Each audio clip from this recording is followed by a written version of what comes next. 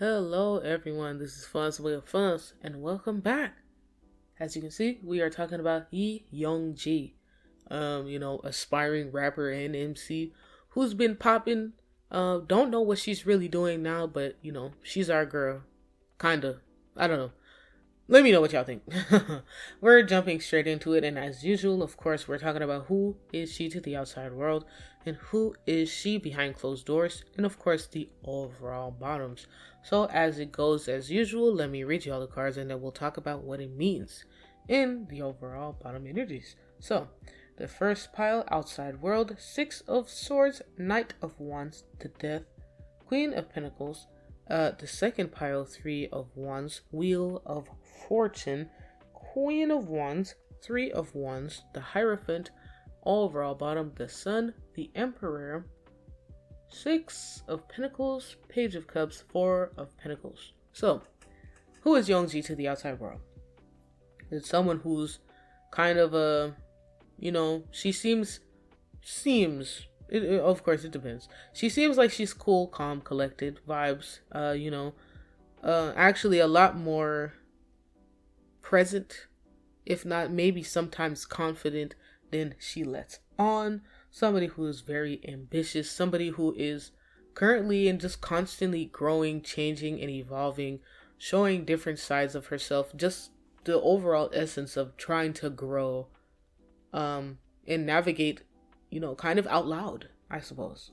And the Queen of Pentacles, to me, this just gives off somebody who's trying to learn in this context, trying to learn and understand and recognize her power, her impact, understand where she's at, and is just kind of as her journey as a student of the school of life is, learning things along the way, growing and feeling like, okay, this is where I'm starting to fit in. This is where I want to be. This is what I want to do, etc.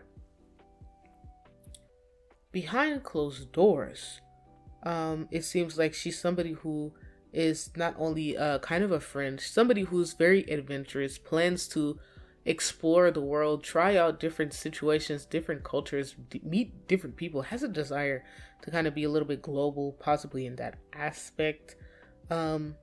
Somebody who is not only ambitious, but also a lover, somebody who is emotional in a different manner, maybe like the crybaby that's more likely to get mad first and then cry after. I wouldn't necessarily say hot-headed, but you could sprinkle a little bit of spice on there.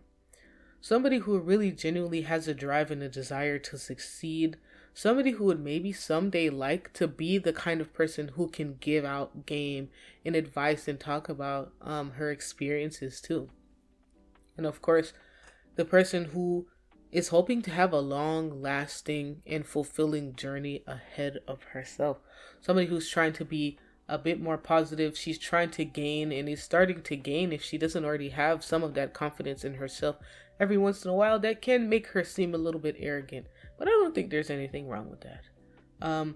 Somebody who aspires to see things fairly and to be fair, to live a life that is, fair and equal sometimes. And of course, here we go. Page of Cups, like I said, emotional in nature, the type that tries to communicate through, expressions of emotion. Might not always work out, but I digress. And somebody actually who might not always communicate their feelings, even if they feel a lot of things. That is, so let me go on and correct that previous statement. But yeah, other than that, guys, I think this is pretty solid.